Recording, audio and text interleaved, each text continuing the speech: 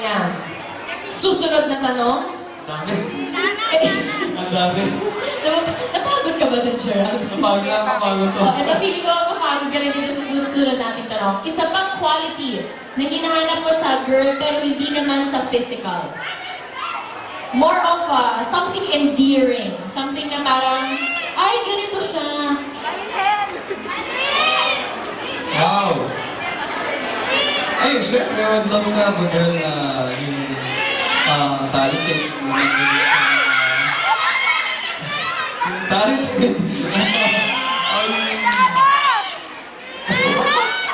Talented. Talented. Talented?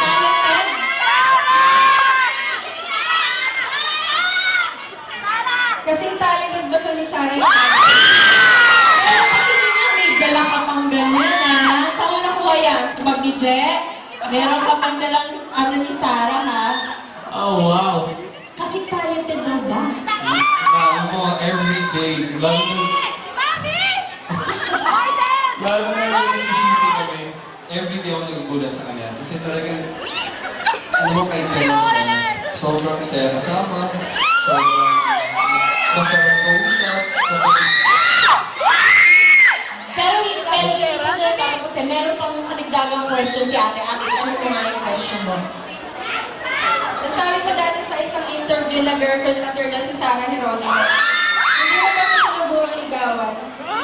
Ay, gusto ko rin malaman kasagutan dyan.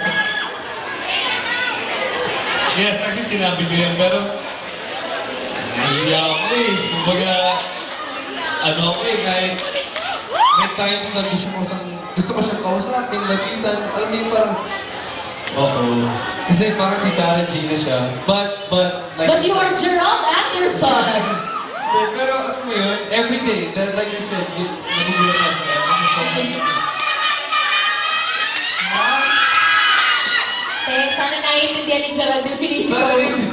Mga kaos ka na dyan, hindi pa namin naiintindihan yung sinasabi mo. Pero yun, she's very beautiful, very talented, yeah. Mabait, mahal yung pamilya niya. Kaya nasabi ko na talagang girlfriend material siya. Si Sarah, marami kaming talagang humahanga sa kanyang talento. Hindi lang ikaw, Gerald, lahat kami talagang lahat tayo. napapawaw sa talent ni Sarah. But you have been a witness to something na hindi namin nakikita. Nagkaroon ko ng pagkakataon na mag-spend ng time with Sarah off-cam. Again, just gusto lang namin malaman, ano yung endearing quality of Sarah na hindi namin napapanood sa TV? Well, actually kasi may one time na hindi ka, break muna, nasa kotse kami, nagka-tracking kami for our movie Catch 99. Okay. Ayun, so, nag-uusap kami, pero yung pinag-usapan namin basketball. At kahit alam ko, kahit alam ko hindi siya mahilig sa basketball, talagang nakikinig pa rin siya. And she listened to me. Kaya sobrang, kaya she's a wonderful person talaga. Ang galing. Wow, that's nice.